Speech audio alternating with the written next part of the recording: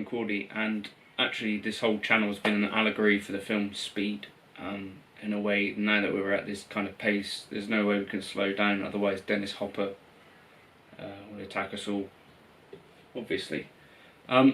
Today I was creating a patch for some Eric Johnson-y stuff on the FM3. Thursdays is one of my big kind of FM3 days, and I was experimenting, and I just wanted to talk about some of the things that I think the FM3 gets really right.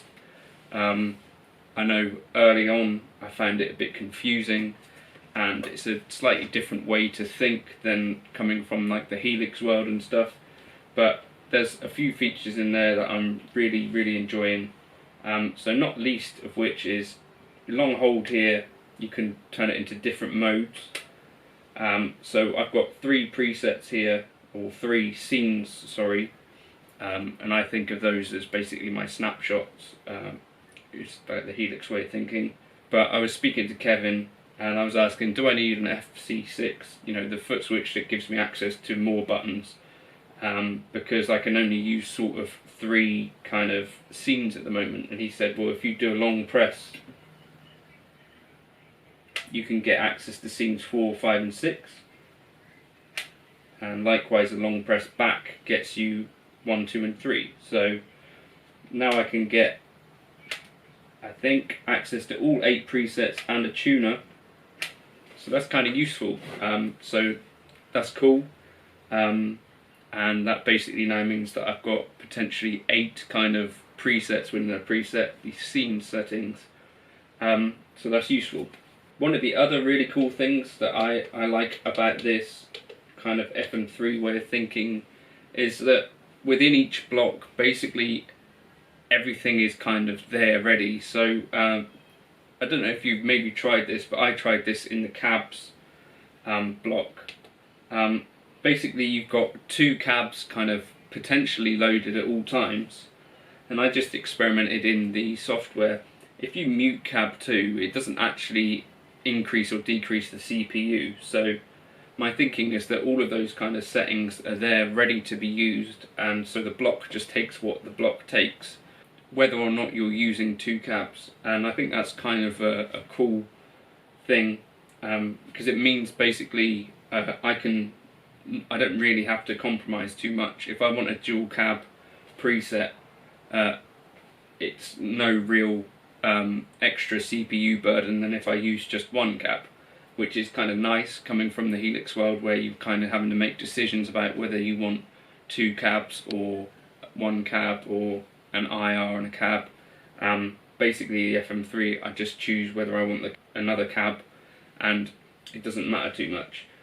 Another thing, so something I was experimenting with today was, in the Helix world I quite often will pair an IR with a stock cab, and then more recently I've discovered the idea of using the same cab twice but using different miking setups. So in the FM3 I've been trying a similar thing. So what I've done on this Eric Clean preset is I've got 1 cab is Factory 1957, which is the 2x12 twin mic'd with a SM57, and then cab 2 is a 2x12 double verb but mic'd with a 906, and that ends up being Factory cab 1021. So that's something that I've started experimenting with. I think it gives fairly good results, and also that means that when you use the panning, you don't necessarily have to go too extreme with it, but you can kind of get a wider kind of stereo vibe if you pan them slightly, you know, like -5 and +5, so you start to open up that guitar sound a little bit. Also I just discovered there's this mic distance thing, so that's worth playing around with. A thing that I want to experiment with but I haven't so much yet is the room settings. I know some people find those useful, so that to me is going to be like similar to the feature on the Iridium, where you've got a room reverb setting at the end of the chain, and basically that could be a way to free up a reverb block, I imagine. Another thing that I kind of been messing around with today, in the advanced section of the amp settings. You've got things like, for instance, there's a cathode follower, and so what I've been experimenting with today is just doing little adjustments with those, and I think on the lead tone I ended up actually using this. You can see with each kind of amp these settings are tweaked and different, and you can increase things like harmonics and compression in the cathode follower. And I know this sounds super nerdy and super geeky, but these little adjustments make small changes to the tone, or can be kind of quite a revelation, or quite a big difference in what ends up coming out through your fingers. That these tiny adjustments that you can make to kind of make your own tone out of basically just a normal plexi is kind of a cool feature. And then I guess I'll close off with some questions. Do people actually use an EQ block? Because there's so many other places that you can EQ stuff that, for me, I don't find it necessarily particularly necessary. You know, like in the amp I've got loads of EQ shaping, like maybe 3 or 4 layers of EQ, probably even more. And then again in the cab I've got loads of layers that I could do EQ shaping. Does anyone ever use an EQ block, and if so, what for? If you could leave some comments in there. And then the other question was, is there just a way to sort of copy your previous scene? So if I wanted to tweak sort of this lead setting, is there a way that I can just copy this basic layout and copy that over to layout 5 or 6 or anything like that?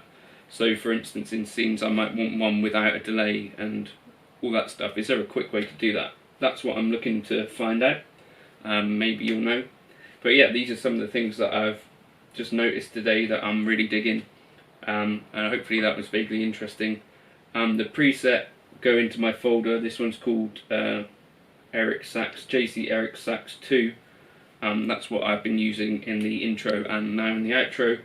There's a buy me a coffee link if you want to have a look at my presets and all that stuff, which gives you access to a Google Drive if you ask me for it. So just use the buy me a coffee link and say, can I grab your FM3 presets, and I'll be happy to share those with you, and also future presets. So hopefully this tone you enjoy, and hopefully the playing even. But this is what I've been liking about the FM3 today whilst I'm experimenting with it, and yeah, let me know what you think. Cheers!